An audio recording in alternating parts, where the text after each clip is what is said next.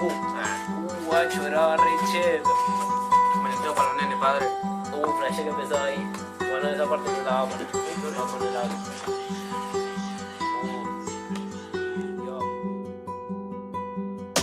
A veces me odio tanto que quisiera matarme. Nunca estoy triste, pero es inevitable. Este puto vacío me está volviendo inestable, al punto de dejar todo para que deje de ahogarme. Y es feo no hablarlo con alguien, y es que aunque lo hable no pueden aconsejarme. Soy solo yo el que tiene que charlarme, así solo yo me tiro pa' adelante. Todo es una mierda excepto mi arte y mi familia que siempre está para alentarme. La verdad que flasho mucho flash y los malos flash le ganan a las ganas de quedar. Sí que feo el flash, pero bueno, no miento en mi flash y es un flash.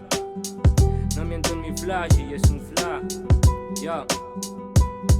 Quisiera hacerte entender todo lo que entiendo, pero no lo entendés porque crees que no es cierto. Igual quédate tranquila que ya no me gasto en eso. Lo que para mí es verdad es mentira para el resto. Jamás mentiría sobre mis sentimientos, aunque a veces entro en duda de qué es lo que yo siento. Y no sé si está escrito pa' que entiendan, pero está escrito pa' sacar sentimientos de mierda. Conozco a personas que la bendijo Jesús, otras que le prometió pan y no les dio luz. Por eso a veces dudo de su palabra y su Dios. También lo dudaría si estuviese donde yo. Si querés creer lo que narro depende de vos, así como crees en lo que no ves como Dios. Te aconsejo que creas todo lo que este ser vio.